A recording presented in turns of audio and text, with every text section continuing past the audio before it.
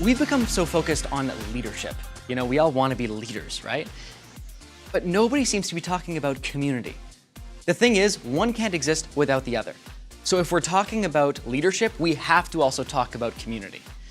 World-renowned motivational speaker and entrepreneur, Shane Feldman. Shane Feldman. Shane Feldman. Shane Feldman. He's the founder of Count Me In. A global brand that has impacted more than 10 million people worldwide. He's been featured by Dr. Oz, Larry King, Forbes, and People magazine.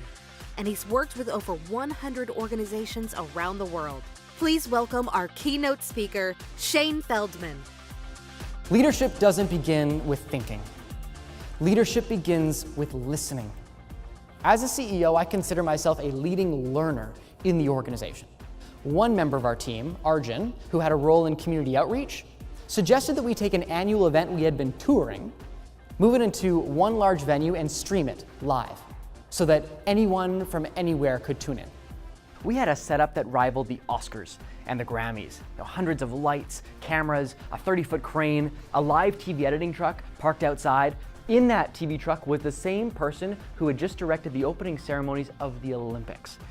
We had a team of 139 people, an audience of 8 million with viewers tuning in from 104 countries. And if Arjun didn't feel heard, if Arjun didn't feel empowered to speak up, if he didn't feel that his ideas had value, he would have never shared them in the first place. We need to celebrate leadership as something that anyone can practice every single day. If we're talking about leadership, we have to also talk about community. You know, the more digital our lives become, the more unclear our definition of community is. Because here's the thing, just because you shop at Whole Foods doesn't mean you skip down the produce aisle giving out high fives and hugs. We join things expecting, hoping to join community. But that doesn't come automatically. Community doesn't appear simply because you shop somewhere, or read a certain magazine, or work at a particular company. Community starts when you actively connect with other people. What I found while traveling the world was that community is an experience. It's a shared experience. I've now immersed myself in all different types of communities around the world.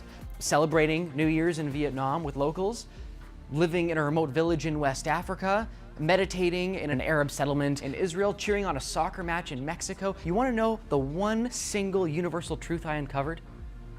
The most successful, happy, healthy people are the ones who intentionally connect with others. In person, in real life, offline, every day. When we connect with one another, really connect, we thrive. Productivity increases, wellness increases, joy increases at work and at home. Life is meant to be a +1 experience. It's kind of like the difference between reading a great novel versus being in a book club. Or the difference between watching each of the 8 installments of the Harry Potter franchise on your own versus lining up at the theater for the midnight premiere, dressed in costumes. It's why we'll spend hundreds of dollars on a ticket to see Bruce Springsteen live. Because it's better than listening to him on Spotify in your car. We crave shared experiences with other people in real life. The eye contact, partying together, movement, laughter, it's all universal.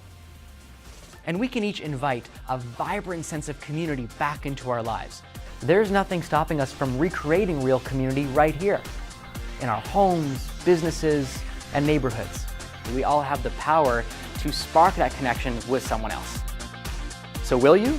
Will you spark that connection? Will you spark more community in your life?